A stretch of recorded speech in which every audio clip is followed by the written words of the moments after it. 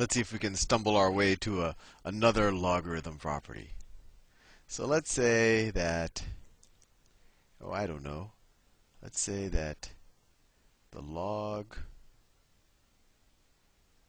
base x of a is equal to b, right? That's the same thing as saying, that is the exact same thing as saying that x to the b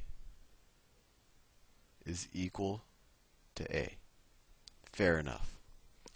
So what I want to do is experiment. What happens if I multiply this expression by another variable? Let's call it c, right? So I'm going to multiply both sides of this equation times c. And I'm going to switch colors just to keep things interesting. That's not an x, that's a c. I should probably just do a dot instead. Times c, right? So I'm going to multiply both sides of this equation times c. So I get c times log base x of a is equal to, multiply both sides of the equation, right? Is equal to b times c. Fair enough. I think you realize I have not done anything profound just yet. But let's go back. We said that this is the same thing as this. So let's experiment with something. Let's raise this side to the power c. So I'm going to raise this side to the power c. That's a kind of a caret. And when you type exponents, that's what you would use, a caret, right? So I'm going to raise it to the power c. So then this side is x to the b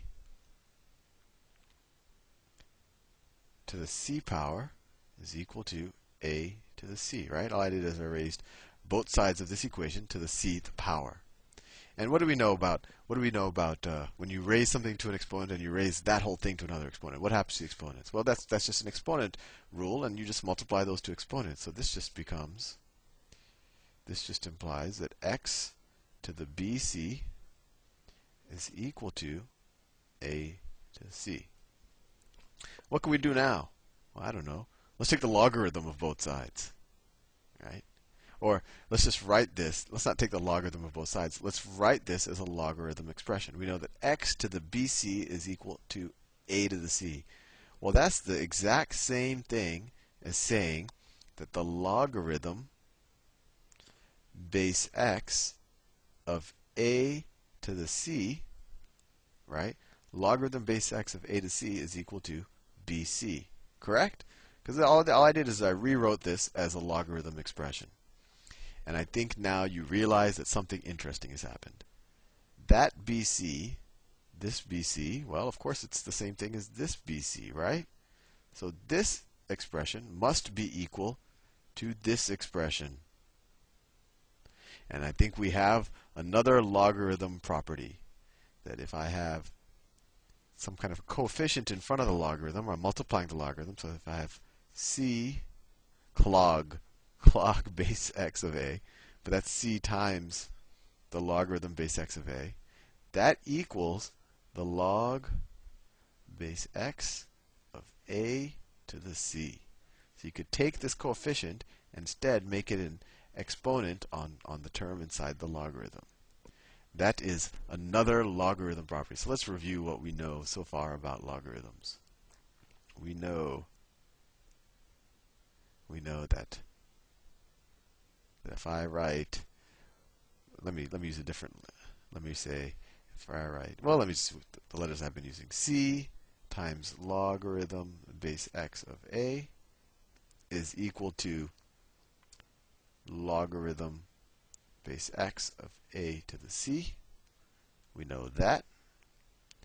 And we just learned that logarithm base x of a plus logarithm base x of b is equal to the logarithm base x of a times b. Now let me ask you a question. What happens if instead of a positive sign here, we put a negative sign? Well, you could probably figure it out yourself, but we could do that same exact proof that we did in the beginning, but in this time we'll set it up with a negative. So if I said that, let's just say that log base x of a is equal to L. Let's say that log base x of b is equal to m. And let's say that let's say that log base x of a divided by b is equal to n, right? And how can we write all of these expressions as exponents? Well, this just says that x to the L is equal to a, right? Let me switch colors. That keeps it interesting.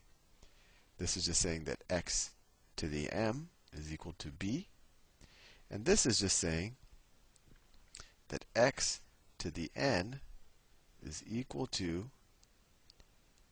a over b, right? So what can we do here? Well, what's another way of writing a over b? Well, that's just the same thing as writing x to the L, because that's a, x to the L over x to the m, that's b, right? And this we know from our exponent rules, right? It's just, you could write, this could also be written as x to the L, x to the negative m, right? Or that also equals x to the L minus m. So what do we know? We know that x to the n is equal to x to the L minus m, right? X to the n is equal to x to the L minus m. Those equal each other. I just made a big equal chain here. So we know that n is equal to L minus m. Well, what does that do for us? Well, what's another way of writing n? I'm going to do it up here, because I think we have stumbled upon another logarithm rule. What's another way of writing n? Well, I did it right here. This is another way of writing n, right? So logarithm base x of a over b, this is an x over here, is equal to L. L is this right here, right? Log base x of a is equal to L. The log base x of a minus m. I wrote m right here. That's log base x of b. Log base x of b. There you go. I probably didn't have to prove it. You could have probably tried it out with dividing it, putting a number, whatever. But you now are hopefully satisfied that we have this new logarithm property right there. Now I have one more logarithm property to show you, but I don't think I have time to show it in this video, so I will do it in the next video. I'll see you soon.